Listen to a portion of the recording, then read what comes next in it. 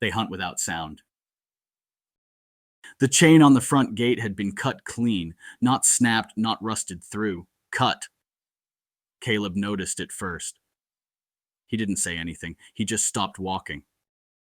Marek took 3 more steps before realizing Caleb wasn't beside him anymore. The midway stretched ahead of them in silhouette.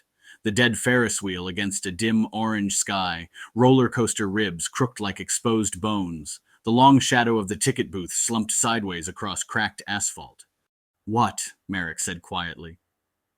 Caleb nodded at the chain. Marek leaned closer. The metal ends were bright where the bolt cutters had bitten. Recent. Maybe days. Maybe hours. So, Marek said, still abandoned. Caleb didn't smile. They stepped through anyway. The fairground swallowed sound in a way neither of them liked. No traffic hum, no distant dogs, just the faint creak of loose rigging swaying somewhere high overhead. The old prize booths lined the midway like rotting teeth. Stuffed animals collapsed into colorless heaps behind plastic fog, glass fogged with age and something that looked uncomfortably like fingerprints. Been a year, Marek said. Don't start, Caleb replied. Neither of them said the word slaughterhouse. They moved instinctively now, no flashlights yet. Let their eyes adjust. Let the place show itself before they announced their presence. Their boots crunched over old ticket stubs and broken bulbs. The air smelled faintly sweet. Not rot, not oil. Something cleaner. They passed the carousel. Its horses were locked in permanent mid-gallop, paint blistered, mouths open in joyful screams that had long since lost their sound.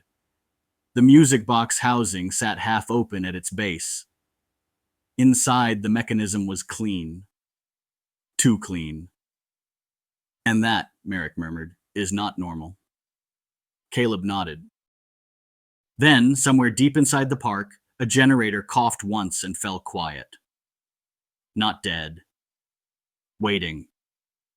Caleb exhaled slowly through his nose. Yeah, he said. We should not be here. Marek's hand tightened on his pack strap. Then let's make it quick. They moved past the carousel and into the shadow of the game stalls. The concrete changed underfoot, soft with years of dust and damp paper. Somewhere ahead, a wind chime clinked once. Only once. Marek stopped walking. Caleb raised 2 fingers without looking back. Listen. At first, there was nothing. Then, movement. Not sound, but absence of it. The way the air seemed to tighten ahead of them. They edged forward until the cracked mirrors of the funhouse entrance came into view. One mirror still hung at an angle, its surface warped and silvered with age. Caleb leaned just enough to catch a reflection. 6 figures stood in the open space beyond the funhouse. They were arranged in a loose arc, evenly spaced, all facing inward. At first, Caleb thought they were maintenance workers, dark coveralls, gloves, layered hoods. But then he saw the masks. Not identical. Assembled. Cloth stitched over cracked plastic. A rabbit's broken eye on one. A faded clown grin on another. At the center of the arc knelt a small figure, wrists bound behind their back. No one was screaming. One masked figure stepped forward and checked the restraints with slow, practiced movements. Another opened a narrow equipment case. Inside, tools lay in cut foam, arranged with repetition in mind. Practice. A third adjusted a portable work light so that its beam fell precisely on the kneeling person's hands. Marek's voice was barely vibration. Someone's not just squatting here. No, Caleb whispered. They're operating. One masked figure tilted their head slightly, as if listening.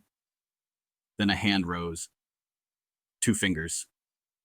The others shifted without sound. System. Marek eased back a single step.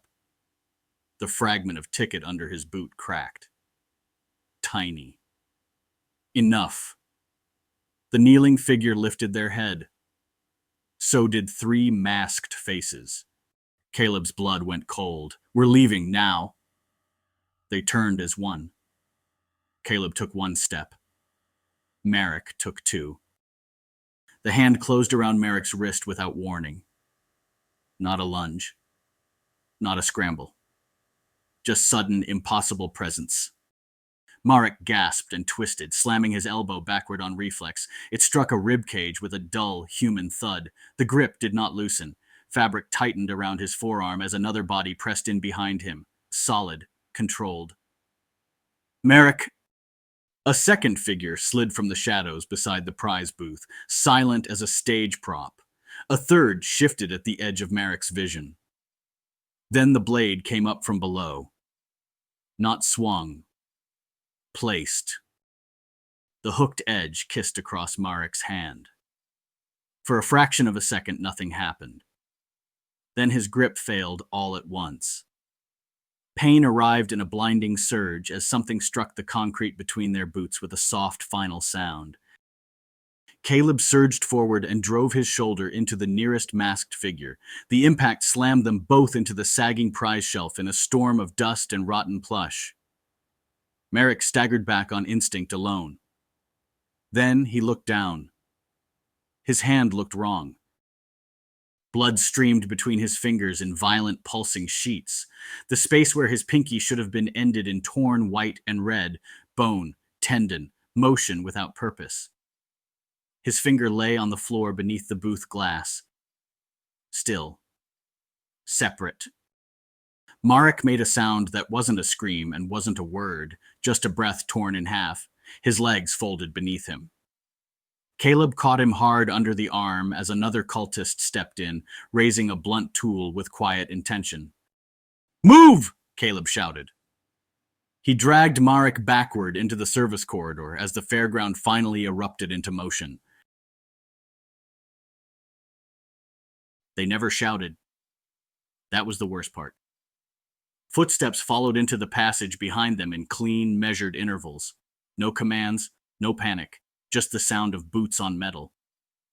Footsteps followed into the passage behind them in clean, measured intervals. No commands, no panic, just the sound of boots on metal. The corridor opened abruptly into the maintenance hub beneath the Ferris wheel, a circular pit surrounding the central support column. Rusted stairs spiraled up the concrete walls. Thick cables drooped from the ceiling like flayed tendons. Caleb slammed Marek down behind a stack of overturned control cabinets and tore open his pack. Blood slicked everything it touched. Marek's face had gone gray. His breathing came in wet, shuddering pulls. Caleb pressed gauze against what remained of Marek's hand. "Pressure," he said. "Hard."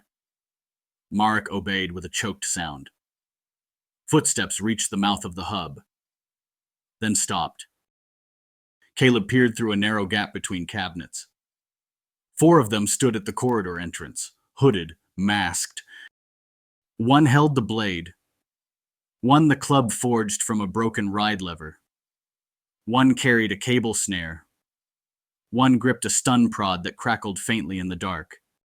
One of them dragged a boot slowly through Marek's blood, smearing it in a wide, careful stripe across the floor. Marking. They split without discussion. 2 clockwise. 2 counter. "They're flanking," Caleb whispered. "Up," Marek breathed. "Wheel." Caleb looked at the spiral staircase, then nodded. They took the stairs 2 at a time. Metal screamed beneath their boots. Every step rang into the night. Halfway up the spiral, one cultist reached the base of the stairs. They did not give chase immediately. They waited. Then the stun prod crackled to life. Blue-white electricity arced through the railing just as Caleb and Marek reached the next landing. The spark leapt inches from Marek's back. They climbed faster. Higher, the structure opened to sky. Wind tore through the skeletal ribs of the Ferris wheel, whipping shredded banners into frantic life. Below them, the midway sprawled in broken geometry beneath weak moonlight. Marek stumbled near the top. His boot slipped through a missing tread, and he pitched forward. His injured hand struck the grating. He screamed. Caleb caught him before he went over the rail and forced him upright again. They burst through a rusted service hatch onto the outer catwalk. Nothing guarded them now but sky. The catwalk shuddered under their weight. Far below, one cultist stepped onto the hanging maintenance ladder. No rush. No urgency. Just inevitability. Marek sagged against the railing, vision pulsing. Blood dripped steadily through the grating and vanished into the dark. "They're not trying to kill us fast," he whispered. "No," Caleb said. "They're trying to keep us." Caleb locked Marek's good arm over his shoulders and dragged him along the curved catwalk toward the only descent not guarded by their pursuers, the old emergency maintenance bridge that led into the roller coaster framework. They crossed the bridge at a stagger. The structure groaned beneath every uneven step. Wind howled through missing slats. Behind them, metal rang as the first cultist set foot onto the bridge. Caleb did not look back. They reached the roller coaster framework and plunged into the dense forest of steel. Here, sound behaved differently. Each step fractured into dozens of echoes that bounced between beams and disappeared into darkness. Ahead, movement flashed. Not behind. Caleb skidded to a stop so hard Marek nearly tore free of his grip. Then another shape crossed further up the lattice. Then another. Caleb's breath caught, not in panic, but in recognition. "They're not chasing us," he whispered. Marek's voice shook. "What?" Caleb followed the angles of movement now, the spacing, the blocked routes. "They're steering us." A steel cable lashed out and wrapped around the beam Marek had reached for instinctively, biting down with a ringing snap. Only one path remained. Down. Toward the perimeter. Toward the road. A cultist stepped into the lattice behind them and raised one empty hand. Not to signal. To measure. The framework narrowed as they descended, beams growing closer, the steel ribs tightening into a choking geometry that forced them sideways. Wind funneled through the lattice in sharp, whistling bursts. A cable snapped past Caleb's head and wrapped a beam behind them with a ringing metallic bite. Sparks spat as the cultist reeled it back in with controlled ease. Too controlled. Caleb dragged Marek through the narrowing lane, boots skidding on rust and grease. Another flash of movement cut across the far side of the framework. Then another. Not behind. Ahead. Caleb halted so abruptly Marek nearly collapsed against him. He lifted his head, eyes tracking the intersecting beams. They weren't collapsing inward. They were spacing out, closing lanes, blocking options, driving them forward along the only open path. "They want us tired when we get there," Caleb whispered. Marek's breathing was turning ragged too fast. "Where?" The answer rose through the structure itself. Ahead, past the last slope of track, the chain-link perimeter fence came into view, its razor-wire crest glinting faintly under moonlight, and beyond it, distant and unreal, the silver ribbon of the highway. A second cable lashed low, aimed not at a body, but at the beam Marek had instinctively begun to use for support. It took the option away with mechanical precision. The open lane remained. Only one. Down. Toward the fence. They burst from the final web of steel onto the sloped maintenance ramp. Gravel shifted beneath their boots. Wind hit them full in the face. The cultists emerged behind them from the framework without haste, spreading wide, measured, silent. Marek faltered halfway down the ramp. His legs gave out. Caleb hauled him upright and half-carried him the remaining distance, arm locked beneath Marek's shoulder, teeth clenched against the strain. Every step smeared another dark mark down Marek's sleeve. At the base of the ramp, the fence waited. A narrow service gap stood half open, just wide enough for a body to slip through. Caleb slowed. "That's a funnel," he muttered. Footsteps reached the upper slope behind them. Steady. Even. Marek sagged again. "Caleb, and I can't..." Caleb made the choice. He shoved Marek through the wire first. The barbs tore fabric and pulled streaks of blood from his jacket as he slipped through. Caleb followed, feeling the razor wire rake hard across his shoulder as he forced himself free on the far side. They hit gravel. The highway lay 30 yards ahead. Headlights cut through the dark. Real engines. Real voices in the distance. Marek collapsed. Caleb dragged him across the gravel shoulder, boots slipping, lungs burning, arm trembling from the effort. He reached the asphalt and thrust himself into the road, waving both arms wildly. Stop! Stop! Help! A semi screamed past without slowing, wind buffeting him back. Another pair of headlights crested the rise. Behind them, the cultists flowed from the gate and spread along the gravel line. They did not cross it. One stepped closer than the rest, raised an empty hand, not to threaten, to measure. A pickup truck slammed on its brakes 50 feet ahead. The driver's door flew open. What the hell? Caleb didn't answer. He half lifted, half threw Marek into the passenger seat. The driver saw the blood, the ruined hand, and every question died before it formed. The engine roared. Tires screamed. The truck fishtailed onto the highway and accelerated into the night. Caleb twisted in the seat as the fairground receded. At the fence, the cultists stood in a patient line, watching. None of them followed. One by one, they turned back toward the rides and disappeared into the geometry of shadow and steel. The emergency room smelled like antiseptic and burnt coffee. Caleb memorized the pattern of ceiling tiles while surgeons worked. Hours later, a doctor approached with a clipboard hugged to his chest. He's stable. Clean amputation of the 5th digit. No further damage to the hand. You got him here in time. Caleb nodded once. It felt like pressure leaving his lungs all at once. He's asking for you. Marek looked smaller in the bed than he ever had. Tubes traced from his arm and chest. Color was slowly creeping back into his face, but his eyes were wide and razor sharp. You look like hell, Marek rasped. Caleb pulled a chair to the bedside. You lost a fight with a carnival attraction. Marek let out a thin breath that might have been a laugh. Then his gaze drifted to the bandaged space beneath the blanket. It doesn't hurt yet, he said quietly. That normal? Shock's still catching up, Caleb said. They sat in the hum of machines. They never ran, Marek whispered. No. They didn't miss. No. They wanted us to see them. Caleb swallowed. Yeah. Marek closed his eyes. That's what scares me. 2 detectives came later, clean shoes, tired eyes, and Caleb described the masks, the tools, the silence. He avoided the word cult until one detective finally used it first. No threats? The detective asked. Caleb met his gaze. Threats are loud.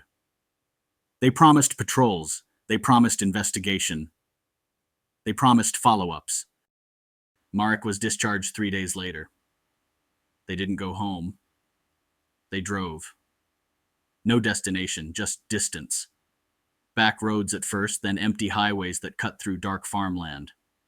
Movement without explanation. They stopped once at a gas station near a town neither of them recognized. Marek stayed in the truck, blanket wrapped around his shoulders. Caleb went inside for coffee.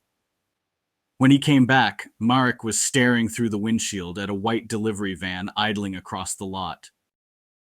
No logos, no marking. The driver never got out. Don't, Marek said quietly. Caleb eased the truck into gear. They didn't look back. 2 weeks later, they returned to the fairground. Not inside.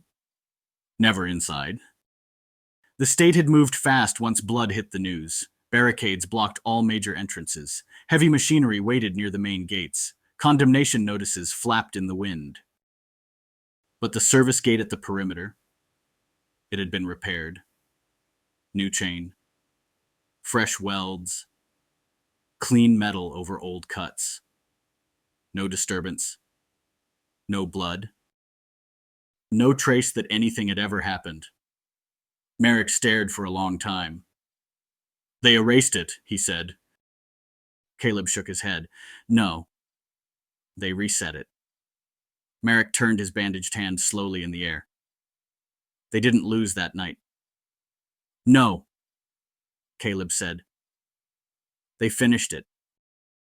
3 months later, a construction worker found the first body beneath the old log flume trench. No ligature marks. No defensive wounds. No signs of panic. Only controlled restraint, prolonged captivity, and methodical trauma. Demolition was postponed indefinitely. No suspects were named. Caleb still dreams of metal footprints climbing in patience. Marek still wakes with his hand curled around a finger that isn't there. They haven't stopped exploring. They've only changed how they enter. Because now they know. Some places don't want to kill you. They want to keep you.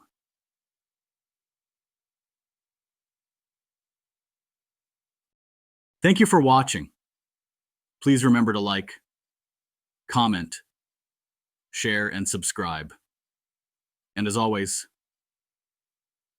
have a wonderful day.